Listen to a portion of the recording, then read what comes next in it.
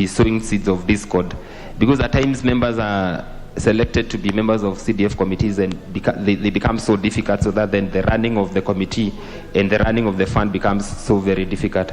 Mr. Speaker, I wish to support the efficiency measures that have been introduced in this act, and in this bill, and I wish to support and to say that maybe I'm not trying to preempt or to be anticipatory in terms of the bill maybe that is in this house on the issue of increasing the fund to about 5%, so that then we can increase the number of projects that we are doing in our constituencies that have really been the game changer in our respective constituencies. Mr. Speaker, I support the amendment.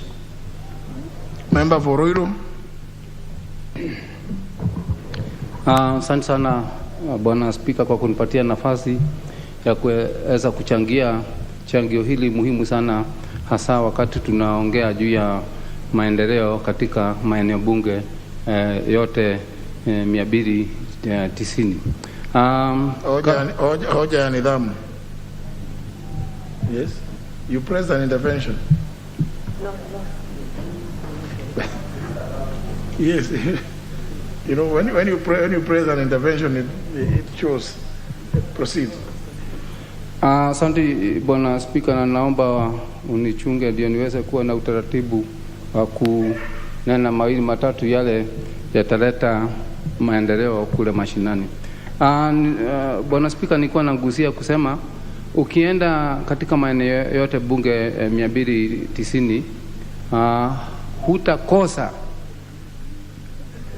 maendeleo hasa ya kiusalama, masomo, na vile kidogo sana mabarabara yale yanaenda kwa mashule yakiwa yamejengwa na kutekelezwa vilivyo na utaratibu uliokomaa kutokana na mgao ule unapatikana tukitumia lile jina CDF ambalo ni mgao unapatiwa eneo bunge na kupitia kamati iliyotengwa katika eneo bunge lile.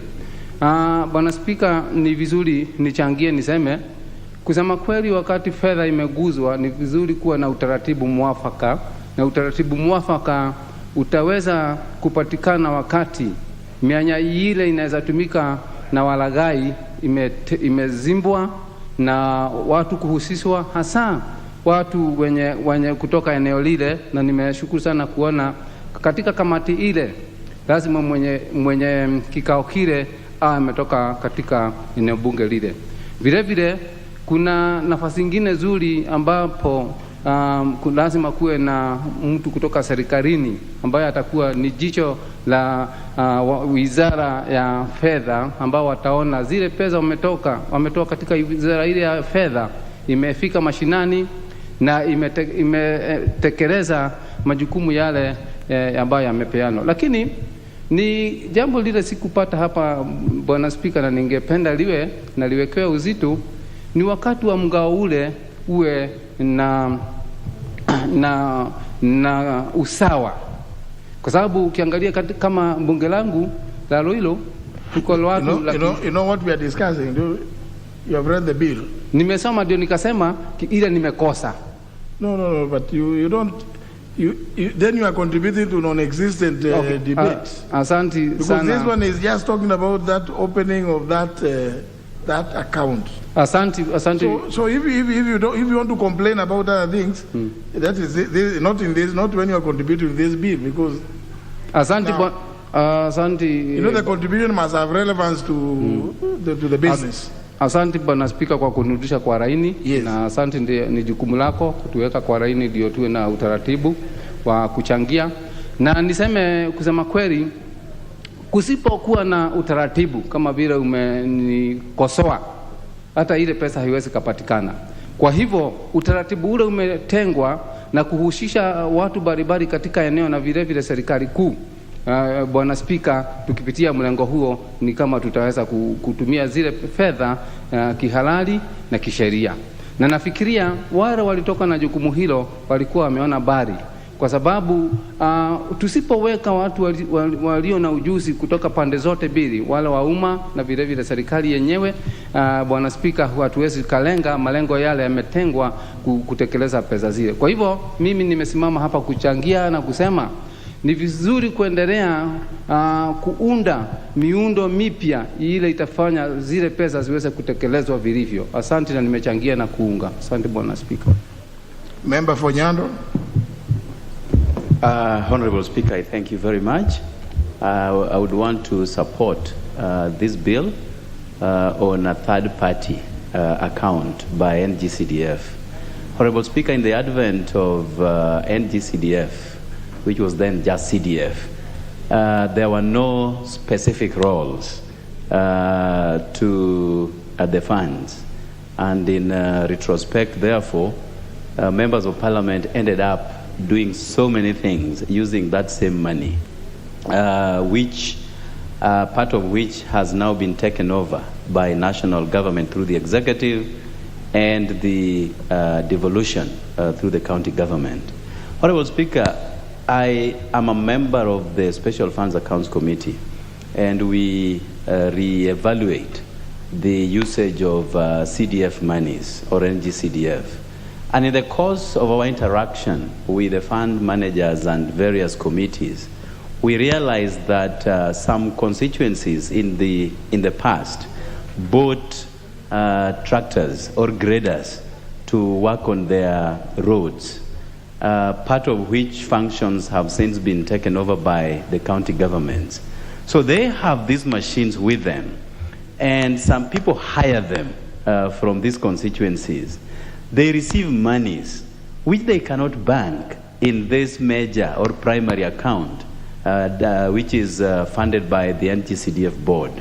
So this third-party account will really help them, at least for once, have somewhere to channel these monies, Honorable Speaker. Some of them bought tractors to help plow land for agricultural use by the constituents, and they receive monies, Honorable Speaker. They have absolutely nowhere to bank these monies. And in the absence of banking, Honorable Speaker, the monies are just misused by those who receive them, even certain times without the knowledge of the committee. So this is an eye-opener, and this is going to go a long way to helping constituencies now manage extra monies that will be gotten from other activities. Of course, during that period, and I think part of now also, we have certain constituencies who've dug boreholes in certain schools or to communities, and they receive these monies, 3 shillings, 5 shillings on a liter, on a 20-liter jerrycan. They have nowhere to bank these monies, Honorable Speaker. And even when you have to set up an M-Pesa account, for instance, you must have a bank account, so that money is channeled to a pay bill that takes you to a specific bank account, Honorable Speaker. So this is very important. But allow me also to add, Honorable Speaker, having underscored the role of this new bank that is yet to be established, that Kenyans are still grappling with the roles of various institutions. Kenyans have not distinguished the role of the national government, the role of the county government, and even up to now, 12 years down the line in our new constitutional order, they still ask us why there is no medicine in their health facilities. Or they're asking why don't we have water? Or why are our roads so dilapidated? So up to now, they do not know what the role of a member of parliament is. And Honorable Speaker, in 2013, when people were going into elections, people thought that the Senate was the center of power. And even those who had read and midwifed the new constitution then also had the same notion that the Senate was it. And later, 5 years down the line, with the devolution, now all those are trooping back to the county, having realized that really the Senate doesn't have much, but it is the governor, His Excellency, that has power. So, Honorable Speaker, even as we try to reorient these funds, it may also be incumbent upon all of us to enlighten the electorate on the roles of a member of parliament, the roles of a governor, and what the executive to the national government can do. And therefore, I support this, Honorable Speaker. Member for Kiambu. Thank you, Honorable Speaker, for giving me the opportunity. I rise indeed to support the amendment and the bill that the National Government Constituency Development Fund Act 2015 be amended to provide for the opening and the operating of the constituency accounts in order to facilitate third-party transactions. Mr. Speaker, inasmuch as I am not a member of parliament in terms of controlling this kind of fund, I surely support this kind of amendment. Reason being, when the suppliers of NGCDF have not been paid, the contractors have not been paid, who are also our voters, the pressure also comes to us as leaders. Any inefficiency in NCGDF also affects any other leader, whether governor, whether women rep, whether senator, because the people do not differentiate the roles played by different leaders. And therefore, every time they see any leader, they throw their problems to us. And therefore, if the amendment of NCGDF to provide for an account to provide efficiency in the operations of the National Government Constituency Development Fund is something that is going to bring solutions to the many problems we've been having with contractors and suppliers. Therefore, as a leader representing the great county of Kiambu, I do support this kind of amendment.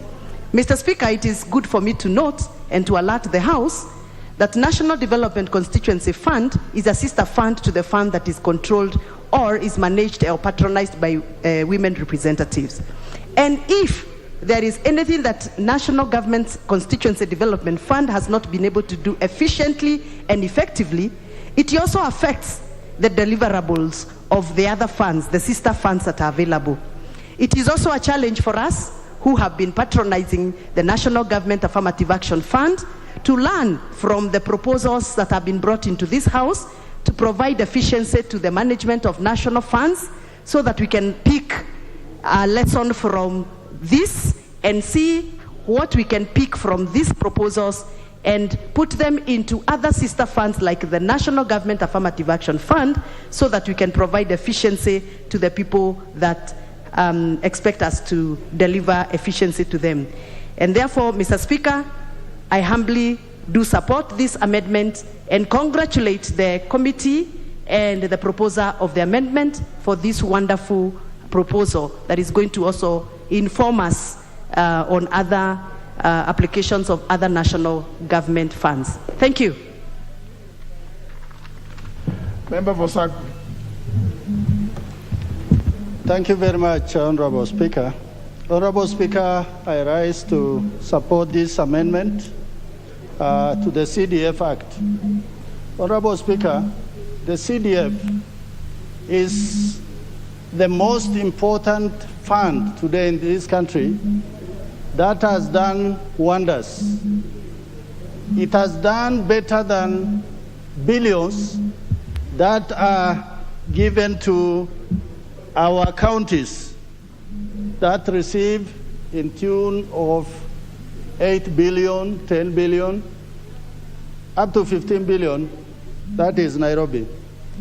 But the 100 million that we receive in our in our constituencies actually has done wonders. What is the reason?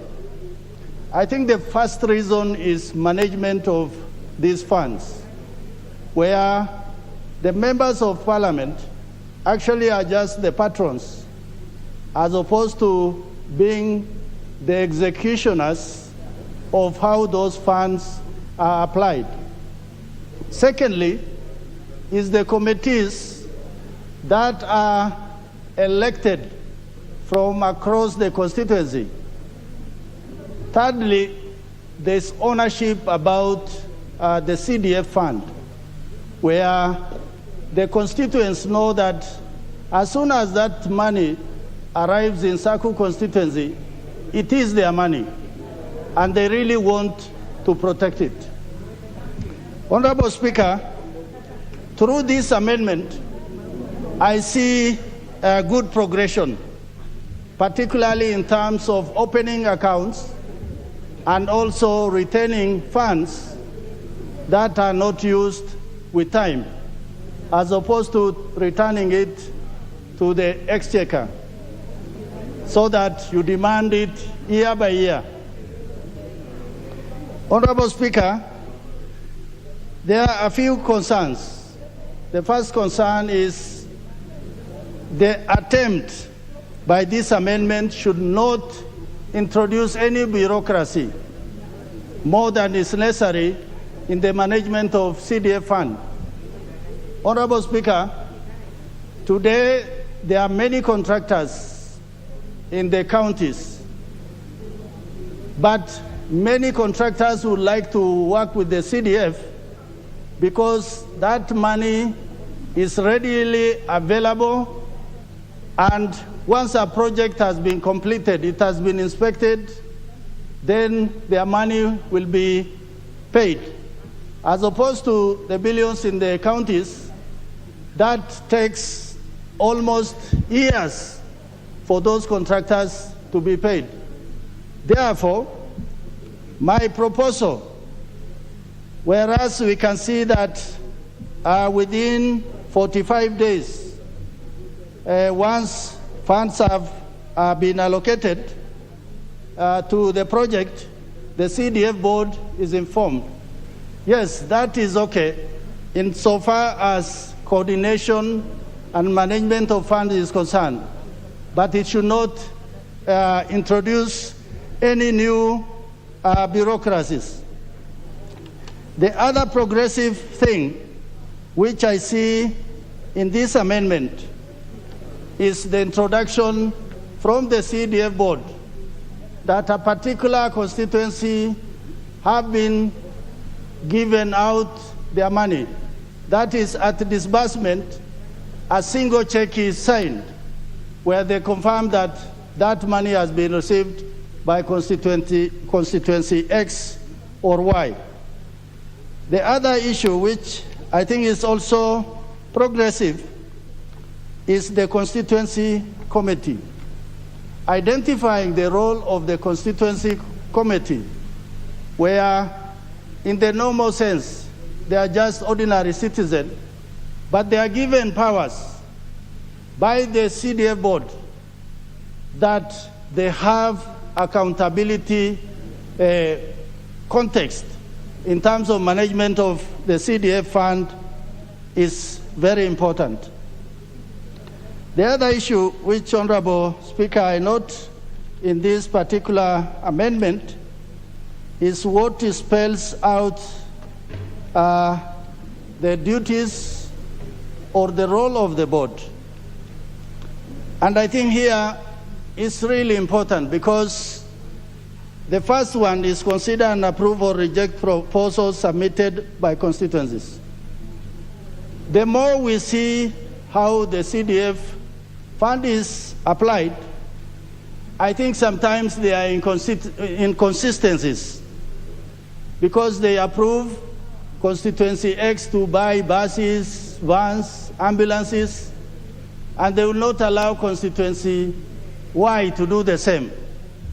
I think in terms of how the funds are used, there is need to have some uniformity so that once the project proposals are submitted, this is done through public participation. I think the board cannot arrogate itself all the functions of a public participation to actually reject matters that constituents find critical to be included in their project. Finally, Madam Speaker, this amendment is necessary and is important, and it is coming at the tail end of the life of the 12th Parliament.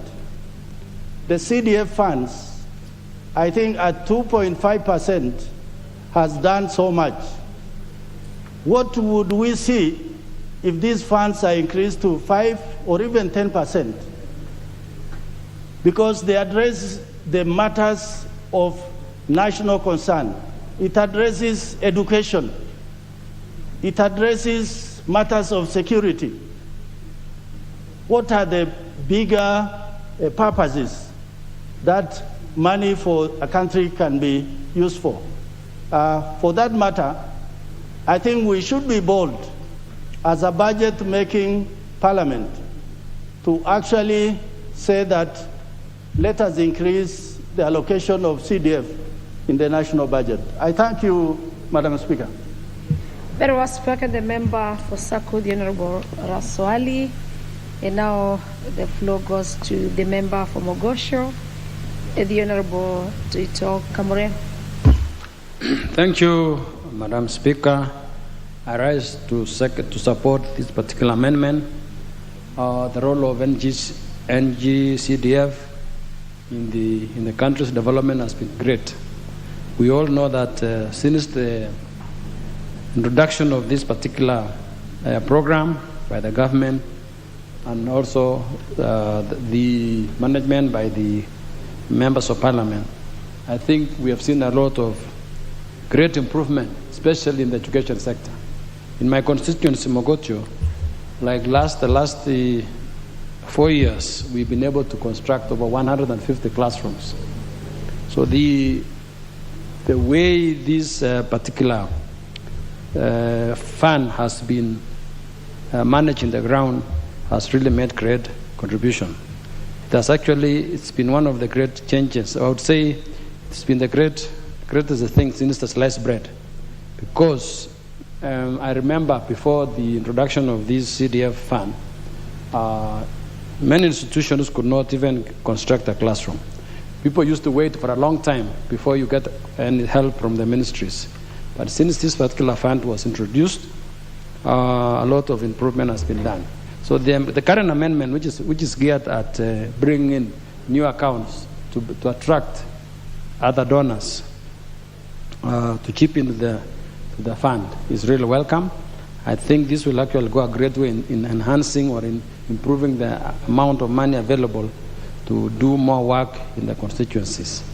I know this particular fund is managed essentially by the PMCs or the project management committees at the school level or at the chiefs level, and this has allowed for ownership from various institutions, from the primary schools, from the secondary schools, from the chiefs. So by having PMCs, that's been very good. Also, the fact that the national board has also been closely monitoring the way these funds has been utilized has minimized the loss of these funds. So the idea to increase the amount of money available through this amendment is highly welcome. And if this particular fund could be even more enhanced, we know right now it's 2.5% of the budget. Means we should have the projected budget. Means we should actually be able to increase to around 5%. It will going to make great development. It could be the same way we are thinking about increasing 35% of the amount to go to counties. We could also think of increasing the amount which can go towards NGCDF, because it makes a lot of contribution towards the development of the infrastructure, the education infrastructure in the ground. It has also made a great contribution towards keeping students in school. Madam Speaker, I know very many families depend on this particular fund, especially for bursaries. In my constituency, about 7,000 students they benefit yearly from this fund through bursaries. So if this particular fund could be actually enhanced, if other donors can come in and second this particular or give more contributions, we could actually improve the available of monies to the students in schools. It has actually kept many students in school. Right now in my constituency, many parents, like this particular year, after coming through the period of COVID, right now we are also experiencing a serious drought at the constituency. Lack of water is becoming serious, so hopefully there will be rains very soon. Also, there was a bit of poor crop failure. So to keep the schools, to keep the students and in school will mean that the NGCDF funds should be available in school when we open in May. Therefore, this particular fund is very, very, very crucial to many parents because it enables the students to remain in school and even to reduce the many times we do a rampage for education purposes in the schools, in the constituency. Therefore, Madam Speaker, any amendment which can improve the more availability of funds will go a long way to support this particular project. Therefore, I stand to say I support.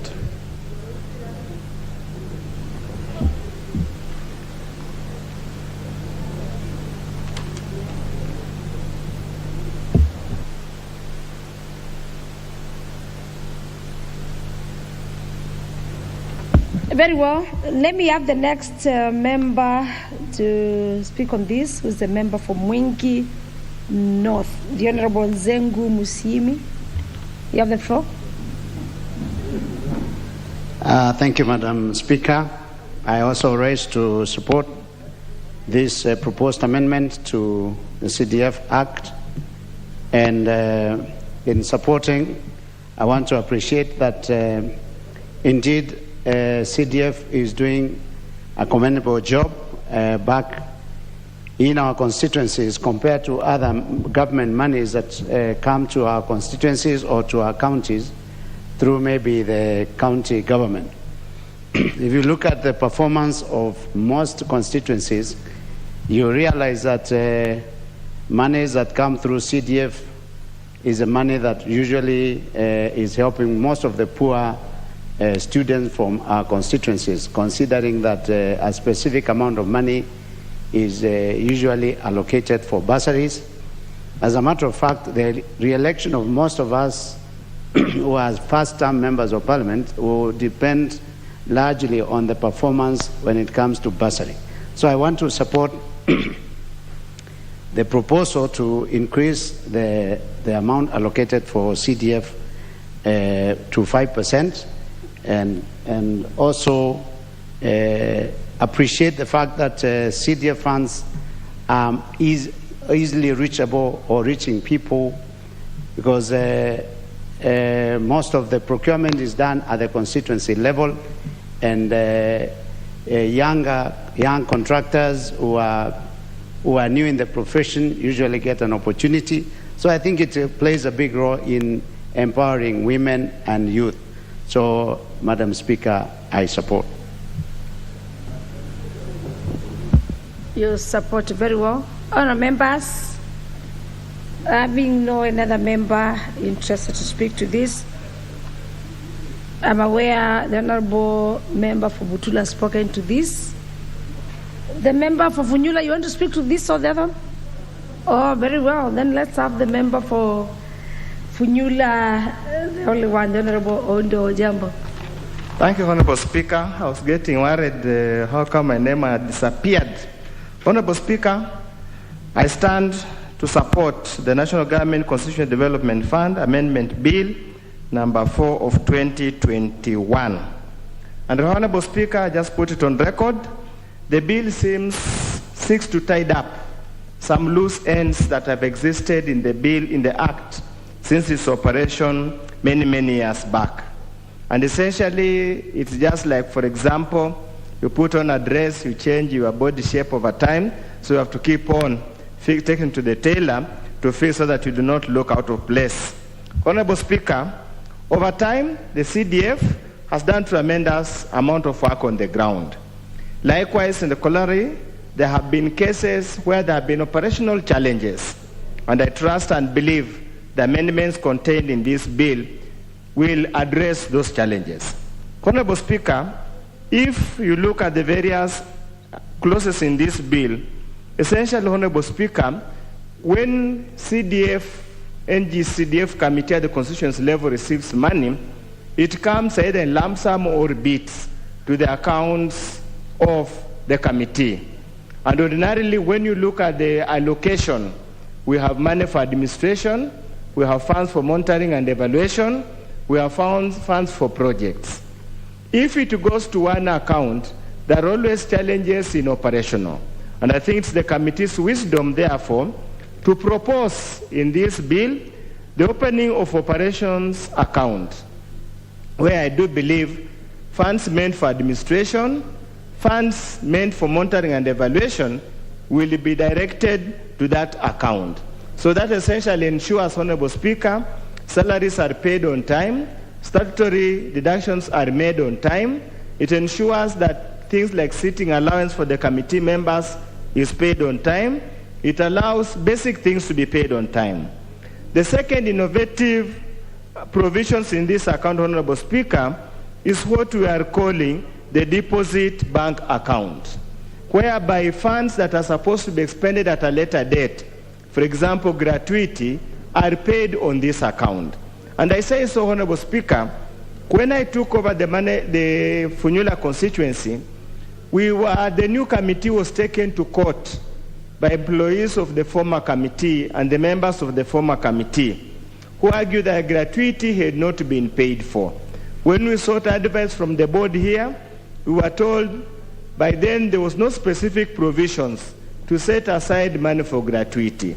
So consequently, it made it difficult for us to use our current funds to pay all the debts former employees.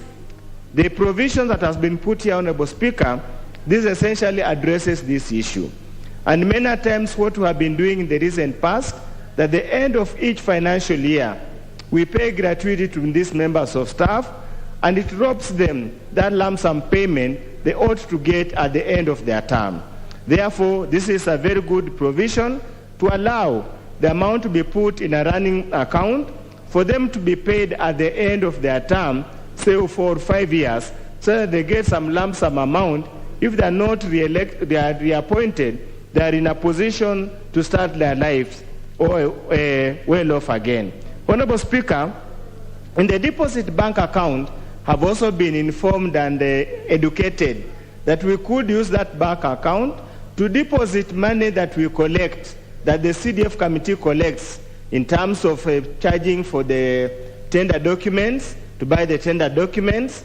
You have some running projects that probably brings in some revenue. Instead of that revenue disappearing in some places, we can deposit in that amount. Many constituencies have got probably buses, have got CDF vans, which they tend occasionally to hire for some private functions. Since they have nowhere to deposit that amount, there's a possibility that amount ends up in the hands of drivers or somebody else, which is not accounted for. Actually, it gives now room for actually the constituents to start having what we call appropriation in aid, that become part of their income and put it in somewhere else. Honorable Speaker, again, under clauses, the rest of clause 5 basically deals with the issues of signing mandate and authentication of instrument, providing for the fund account manager, providing for the district accountant, and providing for one of the fund committee members. It ensures that there is accountability and everybody is able to check each other in the event of any problem. Honorable Speaker, again, clause 7 talks about the issue of how we manage the projects, and that's okay. However, Honorable Speaker, I have a challenge, and I would wish the committee to listen to me carefully, and we'd make arrangements to make changes at the committee of the whole House on 2 accounts, Honorable Speaker. The first one in clause 9, subsection 1 reads, each constituency shall within 3 months of the official release of the budget ceilings for the constituencies or such other time as may be determined by the board, submit a list of the proposed constituency projects to the board. Honorable Speaker, there are operational challenges here. Many times the ceiling comes much late in the year. We pass the budget probably in July. By the time the ceiling comes officially from the board, we are talking about October. If you give us another 3 months, therefore it means the earliest that the proposals can be submitted, that's December. We have lost half a year, and therefore there's no value for money to the constituents for that particular financial year. I would suggest that since there's prior public participation that already have been done under an existing law, we make an arrangement that we reduce it to 1 month so that we don't lose more period of irate. Honorable Speaker, under Clause 10, we seek to make amendments to Section 32 that requires, that now empowers the constituency committee to determine quantum of installment for disbursement for projects within the constituency, taking into account the disbursement received and the project requirements. Honorable Speaker, again, there is operational challenges here, and there could be a lot of mischief. Honorable Speaker, we are going to have stalled projects. It is possible at any given time, the board might not disburse the entire amount in full. So if we allow piecemeal disbursement of funds to the projects, it means that they will have so many stalled projects in the constituency. It will be the essence of CDF, where projects are implemented expeditiously and to completion. I would want the committee to have a relook at it and generally delete this particular amendment because it's going to cause so many problems. Honorable Speaker, we are going for changeover. There will be new MPs. There will be those who will retain their seats. Honorable Speaker, with this arrangement, it means future committees will start ongoing projects of funding on the argument that they are allowed to do quantum release. Honorable Speaker, under Clause 12, dealing with the amendments Clause 36, yes, indeed, Honorable Speaker, this is one of the best amendments that I've come up with. Many of district quantity surveyors or sub-county architects are extremely busy, committed to so many projects at any given time. They do not give CDF projects the attention they deserve. Many times you would call for them to come and supervise and certify works. They take months and months to come. You ask them to generate BQs. They are so rigid in their approach that they are unable to take cognizance of local circumstances. Therefore, Honorable Speaker, opening up to allow private practitioners to prepare documents and undertake the relevant process is a welcome approach, even though there are no private practitioners registered by the government or professional registered by respective professional organizations that are anchored in the law. Final, Honorable Speaker, Clause 15 allowing for the increase of money for bursary and the related beyond 35%, it might look good, but Honorable Speaker, it stands to be abused. I would also request the committee to relook at it, retain the current ceiling, and probably allow payment of education day from monetary or from the operational account. Thank you, Honorable Speaker. With those few remarks, I second. Or I support. Yes, you're not second very well. You're supporting, quite in order in supporting the bill. I remember I indicated that we only had one member, but on my request list, and I'm aware the member for Gatanga was in the consulting room. So the member for Gatanga, and then we have the mover to reply.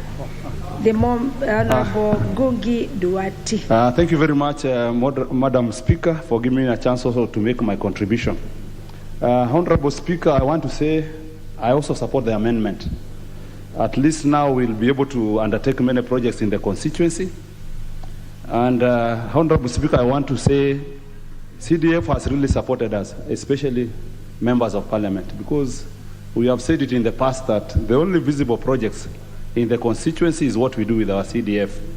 However, Madam Speaker, currently, because CDF board has not disbursed all the funds, we are facing a very huge challenge. Very huge. According to reports which we have received recently, the price of steel, the price of cement, and other associated building materials. Honorable member for Gatanga, as I said, you are concerned. I was aware in your consultation discussions. We are on the National Government Constituency Development Fund Amendment Bill, National Assembly Bill number 4 of 2021. Number 34. And on the project, on the objective of the bill is proposal to introduce a separate account. Oh, sorry, Madam Speaker. Yes, then I got know it. we have so many. We have so many. bills on But this is what I was interested in. Yes. And I think I was contributing to the wrong bill. And I apologize for. It is still the same bill, but on the objectives of the bill. Of the objectives. Yeah. Not the bill which I have. Bill number 34. We are on the National Government Constituencies Development Fund Amendment Bill, National Assembly Bill number 4. Then I have the wrong bill. I'm making 21. contribution to. Yes. I have picked the wrong bill. Yes, yes. Thank you. Yes, though you made good contribution about NGCDF. Thank you. As an umbrella. Yeah, but anyway, Madam Speaker, even with that, I just wanted to say that as members, we are facing a very huge challenge, especially this year, and especially this month when prices have really increased. I don't know what we are going to do. And maybe from the board, Madam Speaker, I don't know whether we are going to suspend some of these projects or what is going to happen. Because the way those projects are formatted, I'm very sure, Honorable Speaker, most of the members are going to Your face point is made. Challenges. And thank you for giving me that minute. Your point is made. Your point is, but I'm sure you still we want to look at the bill, that is the National Government Constituencies Development Fund Amendment Bill, National Assembly Bill number 4 of 2021. Having the substantive speaker taken us through the objectives, we really agree. All of us support the work that has been made and contributions of the NGCDF to our constituencies. So, members, with that, now having no another member interested to speak to the bill, I call upon the mover to reply. Communicated officially that we have the Honorable Oyula, member for Butula, to reply on behalf of the chairperson. Thank you, Madam Speaker. Madam Speaker, I was asked by the chair to reply on his behalf. Madam Speaker, I want to start by thanking all the members who have contributed to this bill, and I'm grateful they have all supported the bill, which is very important for the honorable members in the constituencies. This bill, as you have seen, comes up with the operational accounts which will assist in the management of funds at the constituency level. Madam Speaker, I therefore beg to reply. Thank you. Very well. With that, members, having the bill moved, debated, and replied procedurally on members from my seat, I order that the National Government Constituency Development Fund Amendment Bill, National Assembly Bill number 4 of 2021, putting of the question be deferred. Next order. Order number 11, the Elections Amendment Bill, National Assembly Bill number 3 of 2022, second reading. For second reading on the Elections Amendment Bill, National Assembly Bill number 3 of 2022, the Leader of Majority to move. Yes, Honorable Speaker, I had discussed with the substantive speaker on this.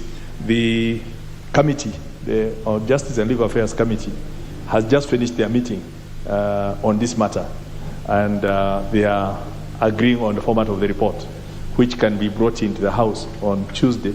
And we did agree that in the interest of members having the benefit of both, that we move this next week. So I would ask that it be stood down for now. Very well. With that, from the Leader of Majority, and also being aware of how far the committee has gone, and the Leader of Majority being on record on the same, members, I do order that the Elections Amendment Bill, National Assembly Bill number 3 of 2022 for second reading be deferred. Next order. Order number 12, the Public Finance Management Amendment number 3 Bill, National Assembly Bill number 39 of 2020, second reading. The Public Finance Management Amendment number 3 Bill, National Assembly Bill number 39 of 2020, for second reading. I call upon the Chairperson, Departmental Committee on Finance and National Planning to move. Officially, of course, you're not the Chairperson, but just communicate to us that the member for Kitui Rulo, Honorable Mboni Mwalika, is moving. Thank you, Madam Speaker. Honorable Speaker, public audit is an integral part of public finance management in Kenya. The Public Finance Management Act 2012 provides a framework for effective management of public finances by the national and county governments. The Honorable Member for Kitui Rulo. Yes. The Honorable Mboni Mwalika, for record and as a matter of process, you need to move as that the public. Thank you. Thank you, Madam Speaker. I rise to move the second reading of the Public Finance Management Amendment Bill, National Assembly Bill number 39 of 2020. Honorable Speaker. Number 39 of 2020. Very well. Honorable Speaker, public audit is an integral part of public finance management in Kenya. The Public Finance Management Act 2012 provides a framework for effective management of public finances by the national government and the county government, and spelled out the oversight responsibilities of Parliament and county assemblies. The Office of Auditor General is a critical office in ensuring that Parliament carries out effective oversight over public resources. To ensure that the Office of Auditor General effectively plays its role, there is need to give the office sufficient time to carry out audits and prepare quality audit reports. The main objective of the Public Finance Management Bill, National Assembly number 39 of 2020, is to amend the Public Finance Management Act 2012 in order to reduce the time for submission of financial statement to the Auditor General by public entities from 3 months after the end of financial year to 1 month. The Auditor General is required to carry out the mandate of audit of public sector accounts within 6 months after the end of financial year, pursuant to Article 229 of 4 of the Constitution.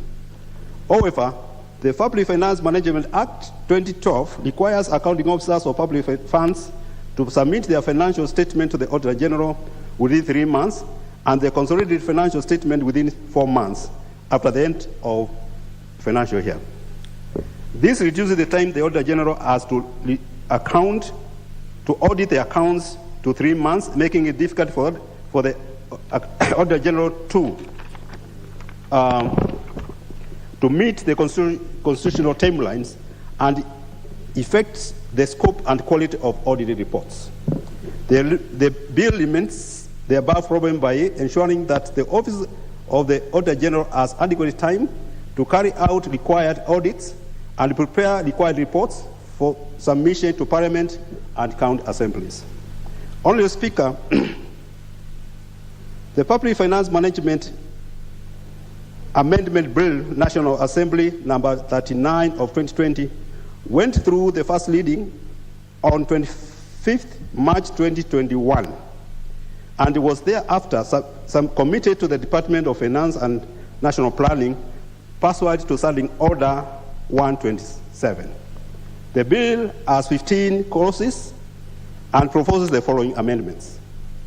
Clauses 2, 3, 4B, 6, 7, 8, 9, 10, 11, 13, 14, and 15 of the bill propose to reduce the time required to submit annual financial reports by the accounting officers of national and county funds from within 3 months to within 1 month.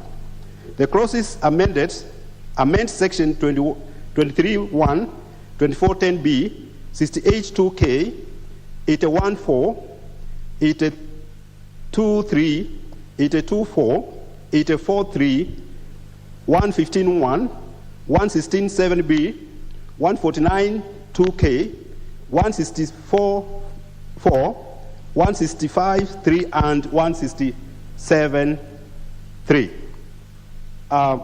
Clauses 5 and 12 of the bill propose to reduce the time required to submit consolidated annual financial statement by the national and county treasuries pursuant to section 84, 163.4 from within 4 months to within 2 months. Clause 4B of the bill amends section 868.4 of the Act to include the Auditor General in the list of those to whom the National Assembly should submit the report in respect of a report submitted to the Controller of Budget on the implementation of the budget by the national government. Clause 4C of the bill proposed to reduce sanctions from non-compliance by accounting officers within regard to implementation of recommendation made by the Committee of the National Assembly in respect of reports submitted by Controller of Budget under Article 228(6). Honourable Speaker, placement of antibiotics in the print media was done following placement of antibiotics in the print media on 20th April 2021. Requested for comments on the bill from members of the public and relevant stakeholders pursuant to Article 118(1)(b) of the Constitution and Standing Order 127(3), the committee received 11 written memoranda. The committee further discussed the bill with stakeholders on Thursday, 15th July 2021 at Emara Ol Seren Hotel in Nairobi. Just to mention them and appreciate their contribution in the improvement of the bill, the stakeholders included Institute of Certified Public Accountants, ISPAC, Kenya Post Authority, Ministry of Foreign Affairs, Public Service Accounting and Standard Board, National Government Consolidated Development Fund Board, Kenya National Commission on Human Rights, Heads of Accounting and Finance Unit in the Public Sector, Kenya Rural Roads Authority, Mr. Wasonga Treaty, Office of the Auditor General, and lastly, National Treasury and Planning. Honourable Speaker, most stakeholders were opposed to the amendment, noting that it would be difficult to submit the report within the new timelines for various reasons, including late release of funds to public entities by National Treasury. Some public entities are not connected to Integrated Financial Management Information System, that is IFMIS. Some still use manual system, hence require time to feed information to the system. Some public entities have offices spread all over the country, hence it takes time to collect data from the offices and prepare the reports. Most finance and account units in public entities are understaffed, among other reasons. The stakeholders proposed that the time should be revised from 1 to 2 months to enable accounting officers to prepare the reports and take them for quality review by National Treasury before submitting them to the Office of Auditor General. Further, they proposed that the accrual accounting system should be implemented. Additionally, the Office of Auditor General should be devolved and adequately staffed to effectively discharge its mandate. Details of the stakeholders' submissions were contained in Part 3 of the report.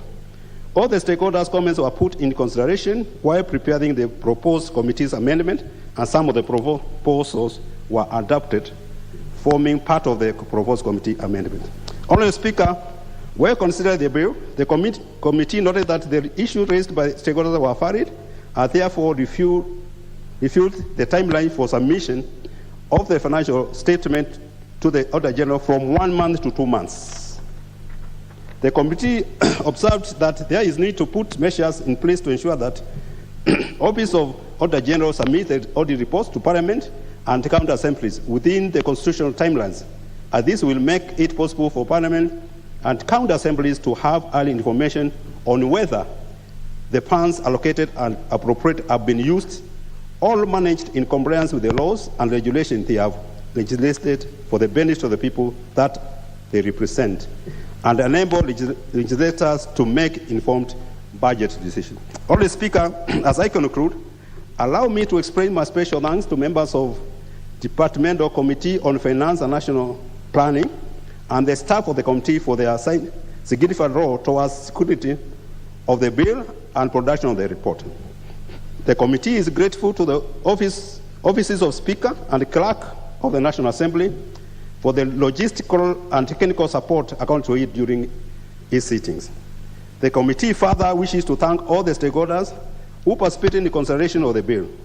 I will be calling upon the House to support committee's amendment to the bill during the committee stage. Honourable Speaker, thank you, and I beg to move and request Honourable Kimunya, Majority Leader, to second. Thank you, Honourable Speaker. I call upon the Honourable Amos Kimunya, the Leader of Majority, and the Member for Kipipiri, to second. Thank you, Honourable Speaker. Honourable Speaker, I rise to second this bill, which, and thank the committee for the work they've done in trying to ensure that we speed up the processing of financial records and submission of the same to the Auditor General so that we can enhance the accountability. Currently, Honourable Speaker, and I think the mover did mention that, the accounting entities or all the various recipients of public funds are allowed up to 3 months from the end of the financial year to submit the report to the Auditor General, who then audits and then eventually come to the House. And what the committee has been looking at is a very radical proposal to move 3 months to 1 month. In the course of the public participation, it also became clear that that 1 month may be a bit ambitious, and hence there will be need to actually move the timing to somewhere in between the 1 month proposed by the bill and the 3 months already contained within the various legislation touching on the various bodies. And the committee has agreed, and I'm sure that will be coming as one of the amendments, to bring it to 2 months, which is a reasonable time, at least to close the accounts. And now with in the age of electronic processing of records, it's not like the old days when people needed to collect all the information from, manually and start looking for reconciliations, start looking for bank statements so that you can do the bank reconciliation, and the bank statement will be sent, will not be ready until like 2 weeks until after year end. Then by the time you finished, a month or 2 months over.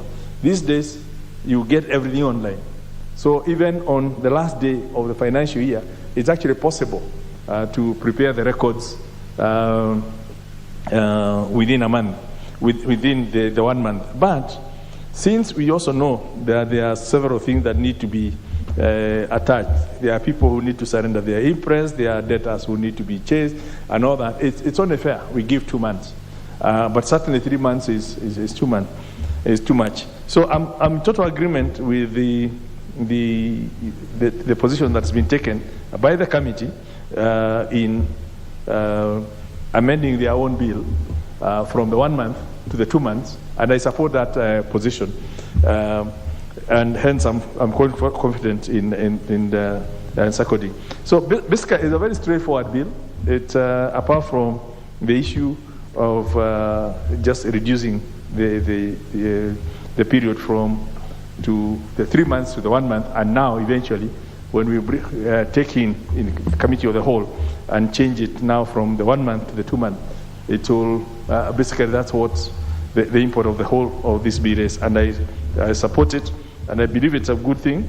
It will speed up by 1 month the pace at which the records move from the agencies to the Auditor General and eventually to this House, so that we can have our PIC and the Special Funds Committee, give them, they have an extra month to look at all these things, and we ensure accountability to the Kenyan people. Eventually, we might have to go to the 1 month when things get neater, and we test, how the 2 month is working. If we get more compliance, obviously, the fact that MDAs and the agencies have 2 months does not mean they should wait for the 60 days. Those who are ready should be able to present their accounts even within 5 days. And I'm sure what we might want to do, and I urge the Committee on Finance and the PAC and the PIC to look into, are there incentives that can be inbuilt within the financial regulations for people who are quick to account for their money? Some could well be administrative, that their budgets will be approved much faster. And I believe I used to do that when I was in the Treasury. For those who are quick to implement, who achieve their budget, when they come for negotiation, you listen to them faster. For those who are lazy and who give you a headache, they come at the tail end of the queue. And these incentives and carrots and sticks could be used to actually help that, even though we allow a 2 month period, that people can account for their money, for the money that we received by sending the records as early as possible, but obviously not later than the 2 months. So the 2 months becomes the outer period rather than the norm. Honorable Speaker, we don't need to belabor the point. It's a very straightforward matter. I've seen the report. It captures everything. There's been substantive public consultation and participation, including by some of the agencies themselves, notably KERA, the heads of accounting and finance units within the public sector. Commission on Human Rights has also been there. The NCDF was also there as a major stakeholder in this matter. And I do note that we were also debating on something that will enhance accountability in the NCDF much earlier on through the opening of different accounts. Our Public Sector Accounting and Standards Board has also been there. Again, it's a body that's looking at enhancing the accountability within the public sector. The Ministry of Foreign Affairs also did appear. I'm very happy. The Kenya Ports Authority, we had the Institute of Accountants, again, who have been mandated to look at the whole issue of accountability and accounting in the public interest, and they also did appear and gave their views. So, and Auditor General and National Treasury. So again, everything has been agreed, and I'm happy that, and I would urge the House that we pass the bill as it is, on the understanding that the actual 1 month proposed in the bill, there's actually a proposal in the committee report to amend the 1 month to 2 months. And on that basis, I beg to second. You beg to second. Members, I now propose the question that the Public Finance Management Amendment number 3 Bill, National Assembly Bill number 39 of 2020 be now read a second time. The Honorable Member for Funyula, you want to speak to this? You're on the request list. Yeah, Honorable Speaker, thank you for this opportunity. I would have taken no interest in this matter if I was not sitting in Public Accounts Committee. It would have been of no interest at all to me. Honorable Speaker, it would also have been no interest to me if I had not at one time managed an organization where the board wanted the audited accounts within a certain period of time, where it was necessary to file returns with the KRA within a given period of time. Because of that rich exposure and experience, it is right for me to put in a word or two. But let me admit from the onset, I'm not an accountant, but I'm a consumer of accounting services and products. Honorable Speaker, at the end of any financial year, be it an MDA, be it an organization, it is right and necessary to prepare audited accounts. But from my limited knowledge, Honorable Speaker, at any given time, be it monthly or quarterly, any organization must prepare management accounts, which are necessary to compare budget versus reality, which is necessary to compare revenue, budgeted revenue, and actually received revenue or accumulated or realized revenue, where it is necessary to compare expenditure, budgeted expenditure versus actual expenditure. Ordinarily, from my understanding, and I know that senior accountants of repute can also correct me, those management accounts, Honorable Speaker, are cumulative, so that after 6 months, you literally have the account for 6 months. You have paid your taxes. There used to be advanced taxes to be paid. I don't know if it's still the case.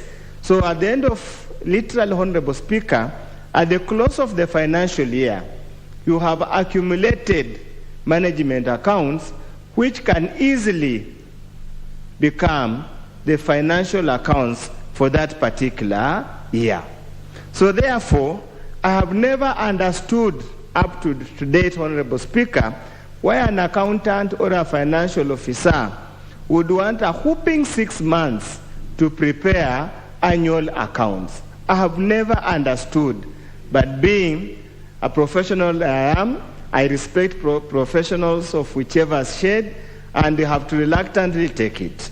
I know, Honorable Speaker, the PFM Act for MDS, the period allocated is 3 months, and 4 months for the comprehensive accounts. Honorable Speaker, we put the Office of the Auditor General in a very precarious position because, first of all, the reports come. When you read the reports of the Auditor General, it's just a litany of lamentation why the MDS never provided documents, where the MDS never prepared even the basic things called bank reconciliation. The argument given, we did not have time. And we keep on asking, where were you for a whopping 12 months to have prepared and continuously reconciled these statements, both whichever in IFMIS or any other place? That's why, Honorable Speaker, it is time that the law must put the accounting officers to some leash, force them to comply. And I'm also informed, unlike the olden days where accounts used to be prepared manually, there are systems now that can allow you to prepare and post your whatever it is on daily basis. I'm also informed, and I'm aware through my small practice, that now you have mobile banking or internet banking where you can get your bank statements even on hourly basis or on daily basis.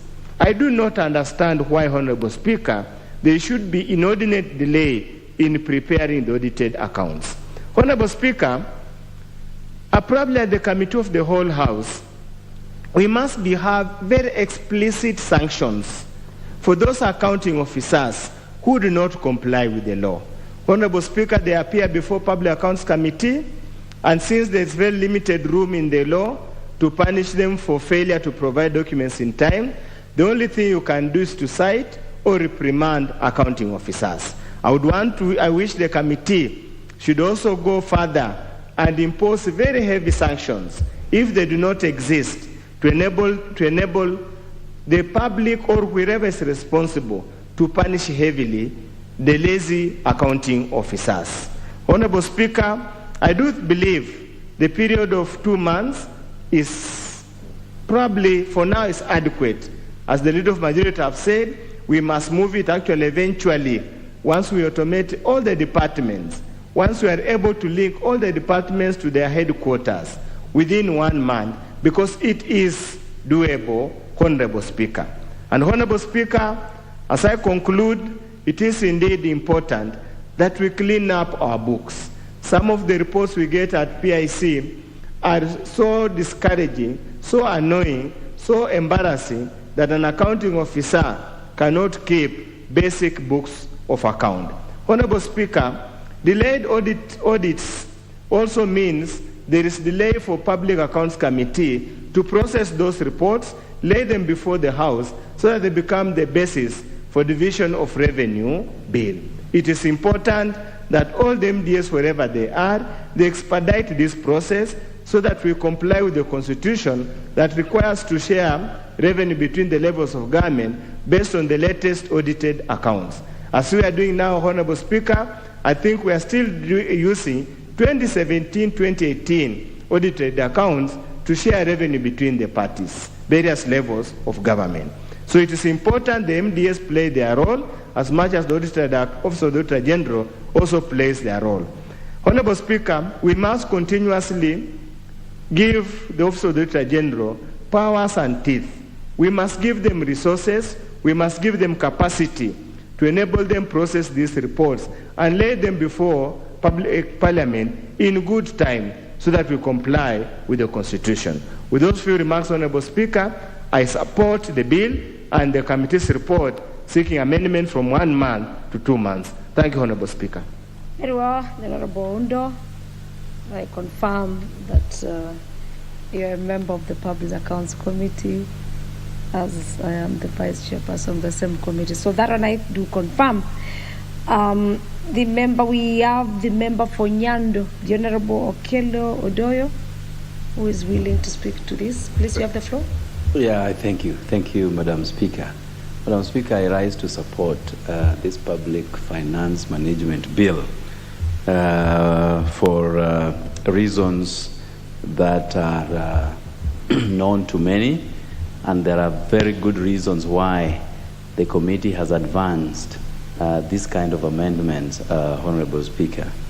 Honorable Speaker, it is usually very good for business to quickly know its position, whether you are making losses or you are making profits.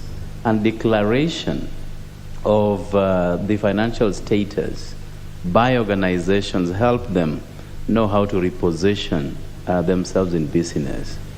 And when accountants take forever, currently 6 months, and that is a long period of time, it becomes very difficult for a business to determine its actual position, financially speaking. And therefore, I support this idea of doing it within 2 months, and as the majority leader did allude, that ultimately we shall be looking at 1 month to have all the accounting books put in good shape.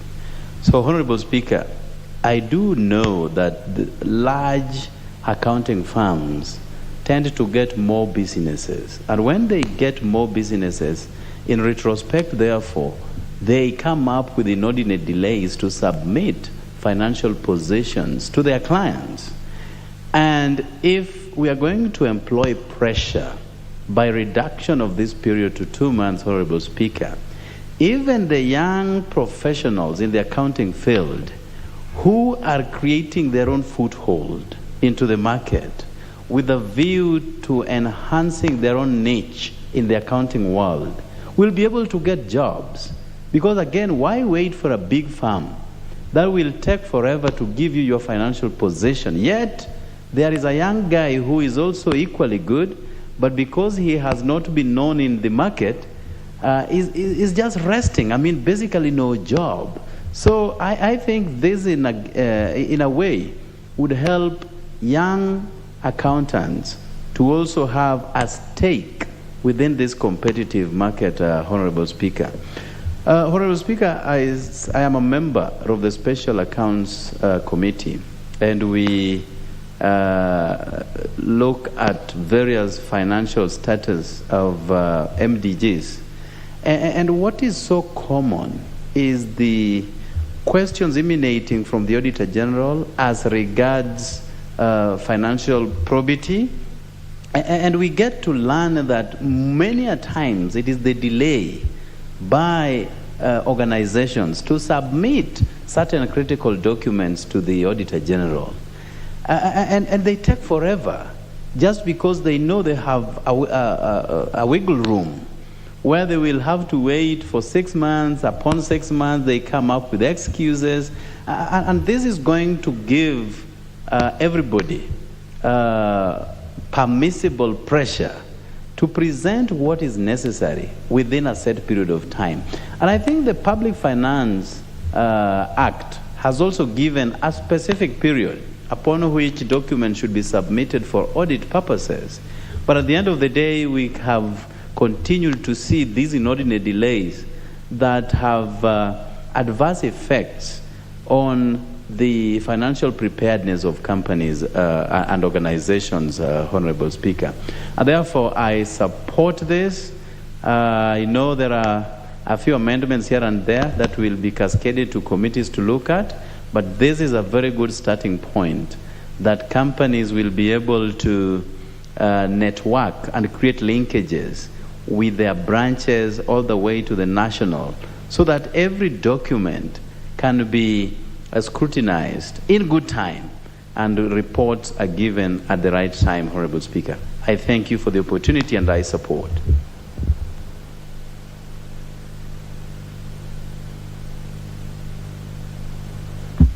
Very well, honourable members, with that debate, honourable members, I have no another member willing to contribute to this, and I therefore call upon the mover to reply.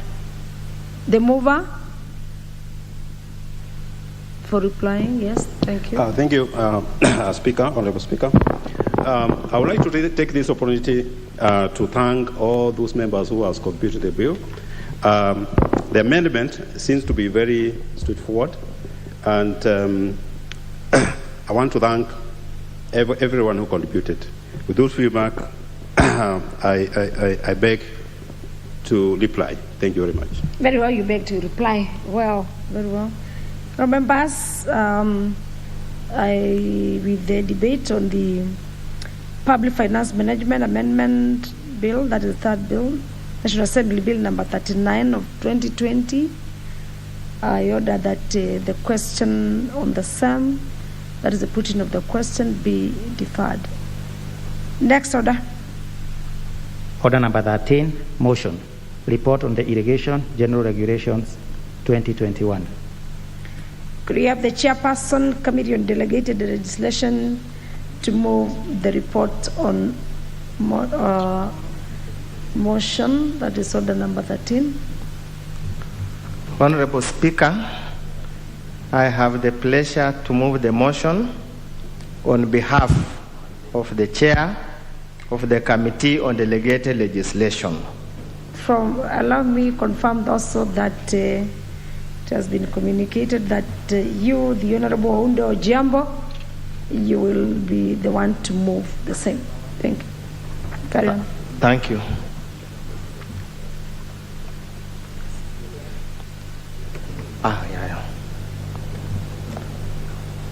Honorable Speaker. Yes, I've confirmed. Yes. Oh, I proceed. Yes, you can proceed. I've confirmed that you've been given the opportunity officially to move. Thank you. I feel greatly honored, Honorable Speaker. I beg to move that this House adopts the report of the Committee on Delegated Legislation on its consideration of the Irrigation General Regulations 2021, laid on the table of the House on Wednesday, February 23rd, the year of our Lord 2022, and pursuant to the provision of Section 34(2) of the Irrigation Act 2019, approves the Irrigation General Regulations 2021, published as legal notice number 19 of 2021. Honorable Speaker, the Irrigation General Regulations, legal notice 199 of 2021, were made by the Cabinet Secretary for Water, Sanitation and Irrigation pursuant to Section 34(1) of the Irrigations Act 2019 and were published in the Gazette Vide Legal Notice number 19 of 2021. The regulations were submitted to the Clerk of the National Assembly on 19th October 2021 and laid in the House on 10th November 2021, being within the statutory timelines contemplated under Section 11(1) of the Statutory Instruments Act of 2013, and subsequently referred to the Committee on the Legal Legislation for consideration. The primary objective of the regulation was to facilitate better carrying out of the purposes and provision of the Irrigation Act 2019, which was enacted in August 2019. The purpose of the regulations is to ensure, 1, operationalization of the Irrigation Act 2019 in the spirit of the Irrigation Policy 2019, sustainable development, management, financing, provision of support services, and effective regulation of the entire irrigation sector in Kenya, and 3rd, compliance with the Constitution and the laws of Kenya, international laws, treaties, and agreements, and other ratified instruments. Pursuant to Section 16 of the Statutory Instrument Act 2013, the committee had a pre-publication scrutiny meeting with the Ministry of Water, Sanitation, and Irrigation on the regulation 17 December 2020. Subsequently, the meeting at its scrutiny of the published regulations established that the ministry had taken into account the concerns made by the committee during publication's engagement and had met the requirements of the Constitution and other relevant laws in the development of regulations. Honorable Speaker, the committee held further consultation with the ministry on the regulations in a meeting held on 17 February 2022, in which the ministry confirmed that the various issues raised at the pre-publication scrutiny had been addressed as follows. Number A, a clear delineation of responsibility between the national and county governments had been provided for under Regulation 6. B, the regulations under 7, 1, 19, 3, 15, 16, 26, 88, 87, and 110 provide an enabling regulatory environment to the irrigation sector. That while the Irrigation Act 2019 is explicit, the licensing of irrigation schemes is the function of the Cabinet Secretary, the Act allows the Cabinet Secretary to delegate this function. Therefore, the licensing of small-scale irrigation schemes will be undertaken at the counties through delegation under the framework of Intergovernmental Relationship Act 2012. And D, administratively, the Cabinet Secretary had developed a guiding framework for the establishment of county irrigation development units, then providing for the licensing of small-scale schemes at the county level. Honorable Speaker, having examined the Irrigation General Regulations 2021, Legal Notice 199 of 2020, the committee made the following observations. Number 1, statutory timelines. The regulations were published in the Gazette on 22nd September 2021, while Legal Notice number 19 of 2021, submitted to the Clerk, National Assembly on 19th October 2021, and laid in the House on 10th November 2021, being within the statutory timeline set out on Section 11(1) of the Statutory Instrument Act 2013. Public participation. Articles 10 and 18 of the Constitution of Kenya 2010, Section 5, 5A, and scheduled to the Statutory Instrument Act, read together Standing Order 210, requires the regulatory making authority to conduct public participation and sufficient consultation with stakeholders and persons likely to be affected by the regulations. The Ministry of Water, Sanitation, and Irrigation demonstrated that it conducted sufficient public participation and had engaged various stakeholders on various dates between November 2019 and July 2021. The stakeholders included, among others, representatives of farmers and irrigation water use associations, Council of Governors, county governments, universities, development partners, semi-autonomous government agencies, private irrigation practitioners, regional development agencies, ministries, national irrigation schemes, financial services providers, and the National Assembly and Senate Committee on Delegated Legislation. The Ministry has also conducted a national validation workshop, which was held at Kenya School of Monetary Studies on 23rd January 2020, and attended by key stakeholders likely to be affected by the regulations. Honorable Speaker, we also noted, in compliance with Statutory Instrument Act, on the requirements for a regulatory impact assessment, the Ministry conducted a regulatory impact assessment and submitted a detailed regulatory impact statement. The purpose of the regulatory impact statement is to enable the Ministry, Parliament, stakeholders, and the community to be informed of the environmental, social, and economic implications of the implementation of the proposed regulations. Honorable Speaker, having examined the Irrigation General Regulations 2021, Legal Notice number 99 of 2021, against the Constitution, the Interpretation and General Provisions Act Cap 2, Statutory Instrument number 23 of 2013, and the Irrigation Act number 14 of 2019, pursuant to which they are made, the committee recommends that the House approves the Irrigation General Regulations 2021, Legal Notice number 19 of 2021, in accordance with Section 34 of the Irrigation Act. Honorable Speaker, I request Engineer Ndwati, the MP for Gatanga, the musical MP, to second the report. Thank you, Honorable Speaker. Very well.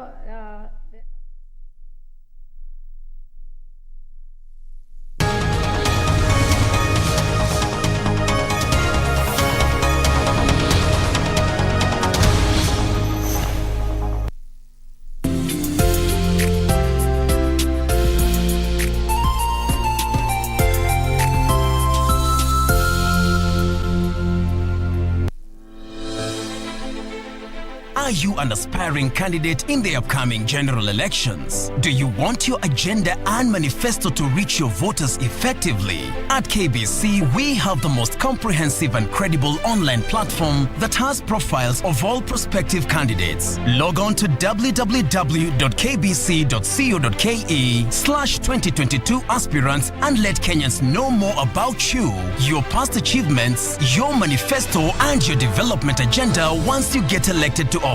What's more, the website is easy to navigate. We will create your profile, post pictures and short videos with your campaign messages at affordable hosting fees. Log on to www.kbc.co.ke/2022 aspirants today and establish your brand authority as we lead towards the forthcoming general elections.